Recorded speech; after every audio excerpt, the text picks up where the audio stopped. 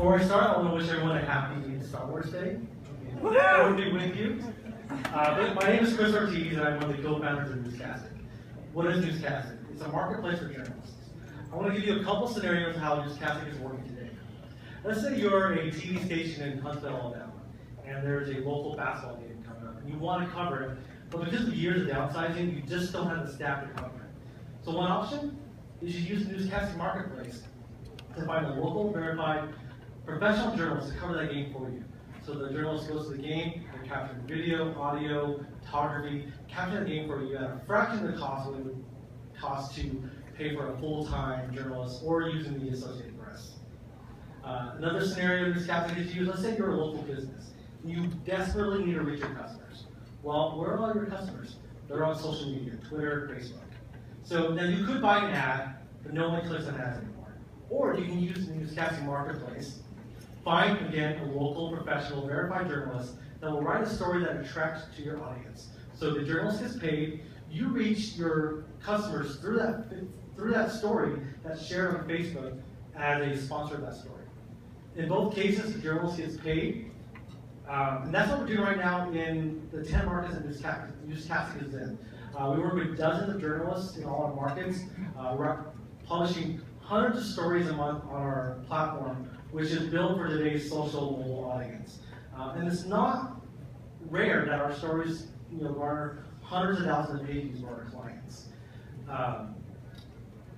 So what's next for NewsCasting? What we're doing now is we're actually building a national app for our journalists.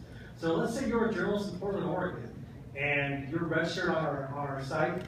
You get notified that there's a paid assignment that you qualify for in your market. So you accept the assignment, you actually go to the assignment for a client, capture video, capture photography, all on the phone, and you're actually submitting your story through the app. And that's what we're working on now. In the next 18 months, we plan to be in the next the 100 biggest markets across the country. And yeah, so that's on NewsCastic. We're working on finding a sustainable model for local journalism. I think that's an issue that we all are aware of, and we're finding that a sustainable way through our marketplace for not only existing media but for local businesses. We actually just concluded a 30-day trial with a TV station in Huntsville, Alabama, where they used our marketplace. And after the trial, we were ecstatic to learn that half of their best performing stories were our stories. So now we're in talks with a number of TV stations that want to license the NewsCasting marketplace to source stories that they normally couldn't cover because of budget cuts. Thank you.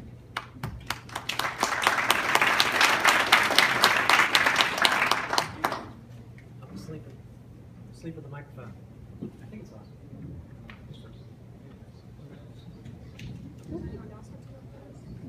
This is really interesting. I think the world's moving towards this kind of contract landscape, whether it's journalists or other industries. So a couple of clarifications that I had is, who pays for this? You earn revenue as a percentage of what the TV station pays the journalist, right. Is that right? There's a lot of models we're looking at. One is just a license fee. So they pay us an annual subscription to access to that marketplace. When we work with a local business, we charge them a percentage, and then we charge them a rate, and they use a percentage of that to pay the journalists. And so how easy is it for you to acquire the journalists? I feel like it's kind of a cycle of you have to have the big companies in there first, the big brand names for the journalists to want to work to, and then you have a cycle of consumer acquisition, journalist acquisition as well. Well, we've been doing this for 2 years, and up until just a month ago, we didn't have any big clients. It was either we were paying the stories or individual local businesses. And with journalism, there are more journalists than our jobs. So in each market we go into, we don't have a hard time finding journalists that want to find easy paying stories. Just coming from South by Southwest, where we have about 500 crews over 10 days, video crews going out and capturing all sorts of content, live content, doing stand-up on camera stuff. How do you scale and vet the quality of the journalists? Scaling is not a challenge we're facing yet. Finding journalists, we use an internal credit system.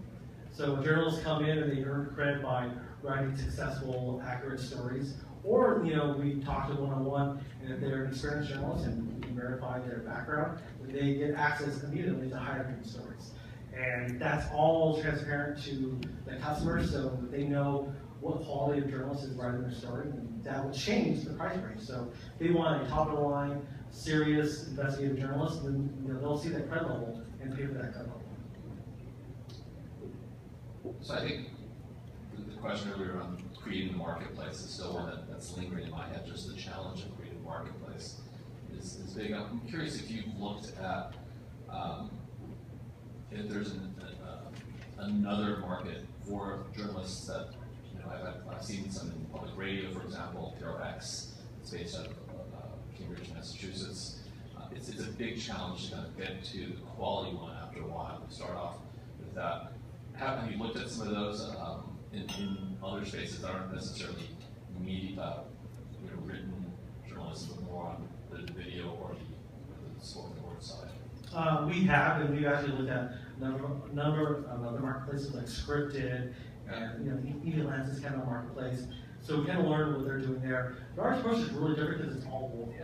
I feel like if you're a local business, you want a local journalist because I can't write a story about Portland, Oregon. I can write about New Mexico, and that's our really key to success is finding qualified local journalists. Then take a look at PRX, based in Cambridge. They do it for public radio, so there's a great public radio program here in Albuquerque that is sort of local, but a radio station in Massachusetts may want to run it. PRX, okay. Because they're extremely price sensitive public radio that's been developing for many years. There's another local startup called Sportcast, which is a company that does sports journalism. First of all, I guess, are you a competitor in that, or would you consider them collaborative or a potential collaborator? I think they're collaborators. Actually, they for a while they were using our platform to publish some of their YouTube videos.